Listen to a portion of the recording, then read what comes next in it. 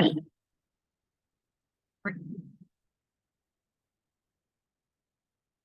everyone, and welcome to the conference. I am Dr. Muhammad Asif, working as Associate Professor and Managing Editor of Research Journals in City University of Science and Information Technology. I have an additional charge of Head of Management Sciences Department as well. My field of interest is corporate social responsibility and Islamic banking. Today, my topic is about education for sustainable development. Let me share my slides.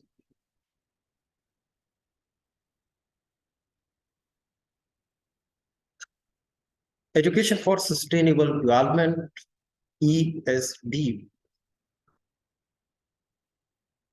Why education is so important for sustainable development, how it can be used as a tool. To discuss this one is my profile, in which my email addresses and contact number on WhatsApp is also given. I'm also the member of Center for Sustainability Studies. First of all, we must know about the sustainability. Sustainable development was popularized and coined by the Brundtland Commission report in 1987. Various definitions are available in literature about sustainability, but a common definition which was provided by the United Nations World Commission on Environment and Development, which is to meet the needs of the present without compromising the ability of future generations to meet their own needs.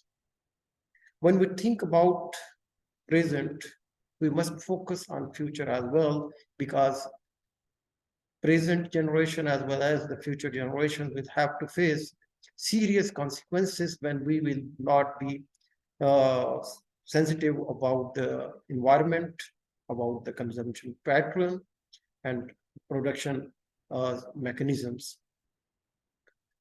There are three pillars of sustainability, commonly known as environment, social, and economic. So what is the need of sustainability? We all know the negative, and we are facing as well, the negative impact of human activities on the planet due to mass industrialization to achieve the economic growth.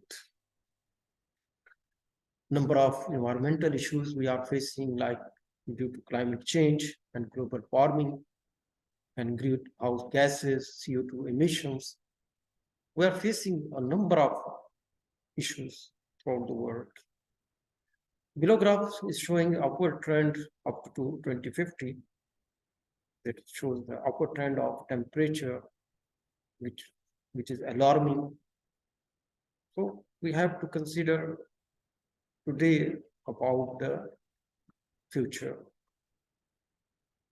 Another things need to be considered, that is biodiversity decline, reported up to 50% decline in last 40 years.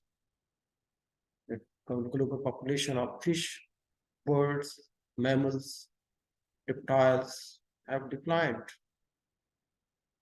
Another issue regarding the water availability, pure water availability, that between 2025 and 2050, the most of the population of the world, 2/3 population of the world may face water scarcity.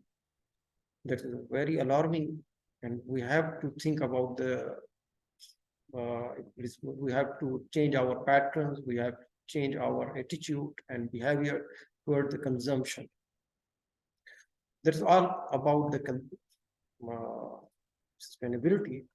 UN Agenda for Sustainable Development goals, which are 17 goals with 169 targets and 231 indicators. All these goals are interlinked. First goal is about no poverty. Second one is zero hunger. Third is good health and well-being. Fourth one is quality education. When we talk about the quality education, we must know that quality education can compensate and can support all other objectives or goals. Because we know that a person with quality education or higher education has most chances for a bright future as compared to the other persons with no education, no skills.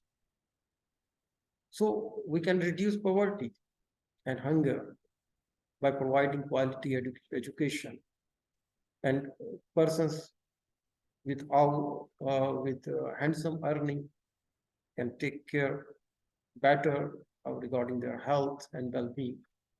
So all the SDGs are interlinked. Next one is the gender equality, clean water and sanitation, affordable and clean energy, decent work and economic growth. 9 is industry, innovation, and infrastructure. 10th one is the reduced inequalities. 11th one is the sustainable cities and communities. 12th one is the responsible consumption and production. 13th one is the climate action. 14th one is the life below the water, and 15th one is the life on land. 16 is peace, justice, and strong institutions. I'm not going to elaborate each of these goals one by one because my focus is on the education for sustainable development, which is mostly concerned with two goals: quality education and responsible consumption and production. Other similar terms of corporate social responsibility are sustainabilities are triple bottom line, also known as 3 Ps: people, planet, and profit.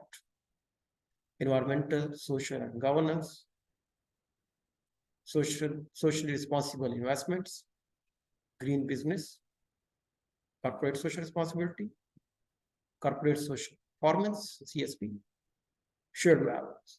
All these terms are interchangeably used in the literature or available in literature, that we have to take care of the stakeholders, including environment, internal and external stakeholders. So, what is about the education role in sustainability?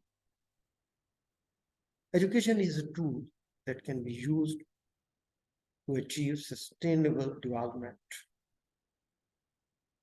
How it can be used? By empowering learners of all ages with the knowledge, skills, values, and attitudes to address the interconnected global challenges we are facing, including climate change, environmental degradation, loss of biodiversity, poverty, and inequality. Responsibility in local and global context. So education can, through education, we can equip our generation with required skills to achieve the sustainable development. We all know that we have two forms or two streams of learning: formal and informal. Informal, we start from school, college, vocational level, which are considered the basic level of education, and including the university level, which is higher, considered as higher education level. All these are formal education systems in which foundations or basic understandings of learning are provided in a proper way. But there is another stream of learning which is called informal learning. When a graduated student or any skilled person gets a job in an organization, so his learning starts on another level when he interact with experienced people and learn people. He learn so many other things. There is organizational level learning, and another learning aspect is lifelong learning, which start from the early childhood till that. Will on daily basis learn something from the people we interact, from our observation method, and so on. In short, we can say that the purpose of all these formal and informal learning is to understand the limits, that living within the limits means how we can efficiently utilize the available resources, keeping in view the need of the future generations.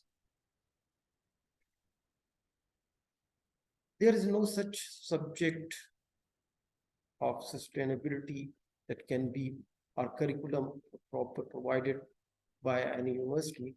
So it can be embedded in all disciplines in our curriculum, all levels of curriculum, that can be utilized to provide required skills to change the attitude, behavior, and consumption behavior pattern of the learners.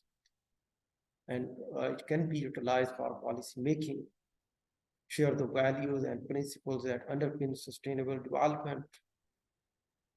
We can design curriculum in such a way that can promote critical thinking, problem solving capacity, and action. We can apply a variety of educational methods as well, which are available, like literature, art, drama, and debate to illustrate the process.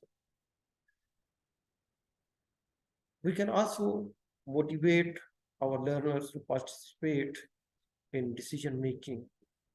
In this way, they will be able to think about the impacts of each activity on future, positive and negative impacts of their decisions, their actions. So in this way, we can polish their, we can provide them the skills to think about the future, and as well as we can, as a teacher, as a mentor, we can also discuss local and global level issues with the students, so that they can understand the need of sustainability, they can understand the issues which will be faced by the future generations. So that is dreaming about our imagination about the future. So in this way, we can equip them, we can train them, that their acts, their behavior, their attitude has something has some impact, whether negative or positive, on their present life as well as future. And what will be the impact on future generations? They have to think about that. Along with that, we must focus on the classroom methodology as well, whether we can actively engage our students in our class while teaching their required subject, how we can relate it with the current scenarios, and how we can make them realize that what will be the impact. So through all these methods, that active and participative learning methods, critical thinking, systematic thinking and analysis, participatory learning, thinking creativity for future scenario, and collaborative learning, all these are the methodologies that can be utilized during classes to provide the required skills and to change their thinking pattern, to change their attitude, to change their behavior towards a positive side, and towards the imagination of future. These are the priority action areas which are highlighted by UNESCO. It advancing policy while making decisions and preparing policies at an organization level and country level. We have to think about its impact on the environment, on the future generations. Then we have to focus on the learning environment, that how we can transform it, and that's possible with the policy making. Along with that, we have to focus on our teaching methodology and their teachers' capacity level, that how to improve their capacity, that they can share in a better way to the society, to the learners. So we have to invest on our teachers as well. Another thing, that current population, present population of teenagers and young people, they are now facing, and they will have to face, the issues which are related to the environment and to the natural resources. So we have to mobilize them, we have to make them realize regarding the scarcity of resources, and regarding the recyclable products, that they must focus on those things which can be recycled, and to reduce their consumption pattern towards non-recyclable products. And we can accelerate all those things and activities which are needed at local level, which have positive impact on the society, like our production systems. We can educate them that how they are producing and what are the impacts of their production systems on the environment and on the community, on water, etc. So we can educate them, for example, in production processes, how they are dumping their waste, how their waste can be recycled, how to identify and separate different items which can be recycled, can be reused, and all those items are trash that cannot be recycled or reused, how they can dump in a proper way, that its negative impact should not be on the environment as a whole. Now, as a business side teacher, and I am also engaged with the business school. So what is the agenda of ESD for business school that we also consider? So corporates, that's considered as corporate socialism, corporate sustainability. Education on one side is a tool or approach to equip the generation regarding the sustainable development. But on the corporate sector, on this side, that's also the responsibility of corporate sector, that they must take care about their stakeholders, that how they can efficiently utilize their available natural resources in a manner that they can be efficiently utilized for the best interest of the society and for future generations.